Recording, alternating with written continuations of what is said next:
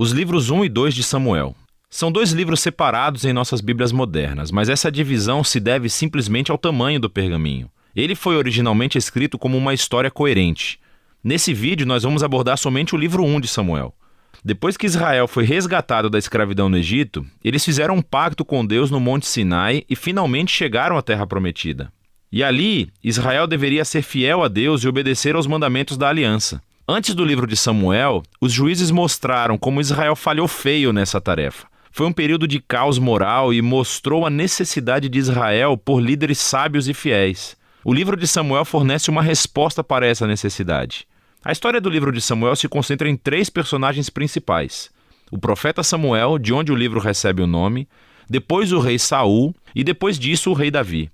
E todos os 3 fizeram a transição de Israel de um grupo de tribos governado por juízes para um reino unificado governado pelo rei Davi em Jerusalém.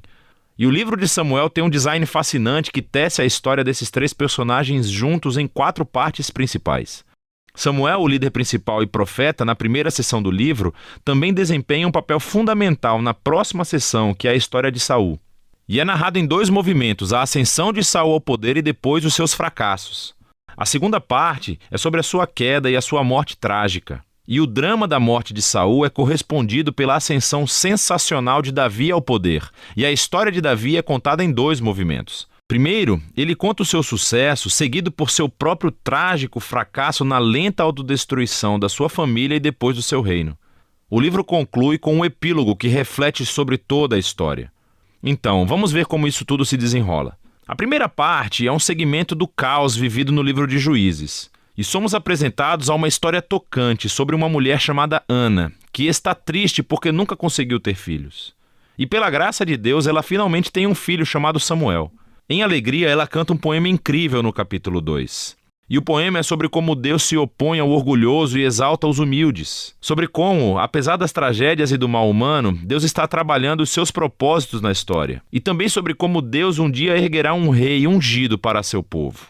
Agora, o poema de Ana foi colocado aqui no início do livro para apresentar esses temas-chave que veremos ao longo da história, como na seguinte: Samuel cresce e se torna um grande profeta e líder para o povo de Israel, ao mesmo tempo em que os filisteus sobem ao poder como arqui-inimigos de Israel. E nessa batalha crucial, os israelitas se tornam arrogantes, e em vez de orarem e pedirem ajuda a Deus, eles usam a Arca da Aliança como um troféu mágico que lhes concederá automaticamente a vitória na batalha. E assim, por causa de sua presunção arrogante, Deus permite que Israel perca a batalha e a arca é roubada. Então os filisteus pegam a arca e a colocam no templo do seu deus, Dagon. E então o Deus de Israel derrota os filisteus e o deus Dagon sem um exército, enviando pragas sobre o povo. Os filisteus não querem mais a arca e, obviamente, a enviam de volta para Israel. E a moral dessa pequena história parece ser isso: Deus não é o troféu de Israel, e ele se opõe ao orgulho entre os filisteus, mas também entre o seu próprio povo. Assim, Israel precisa permanecer humilde e obediente se quiser experimentar a bênção da aliança de Deus, o que inicia a próxima grande sessão. Os israelitas vêm a Samuel e dizem: Ei, queremos um rei como todos os outros povos. Vai encontrar um para nós. E Samuel, que está irritado, vai consultar Deus. E Deus diz: sim, todos os seus motivos estão errados, mas se há um rei que eles querem, então dê-lhes um. E assim somos apresentados a Saul. Saul é uma figura trágica porque ele começa cheio de promessas. Ele é alto, ele é bonito, ele é um candidato perfeito para um rei. Mas ele tem falhas profundas de caráter.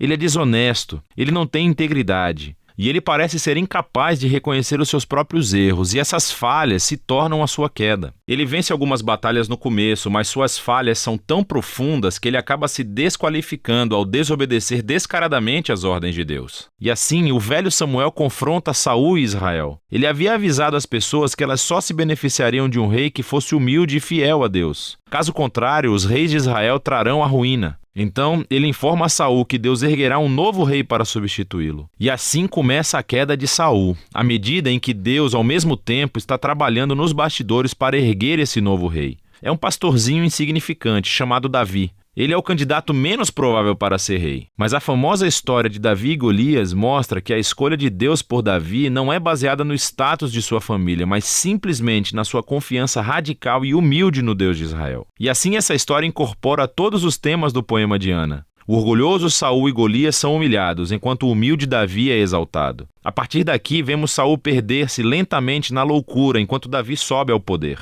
Então Davi começa a trabalhar para Saul como general. E ele ganha todas as batalhas e também ganha toda a fama. Assim, Saul fica com inveja e começa a perseguir Davi, caçando-o e tentando matá-lo. Davi não fez nada de errado, portanto ele simplesmente foge e espera no deserto. E aqui vemos o verdadeiro caráter de Davi. Ele tem múltiplas oportunidades para matar Saul, mas não o mata.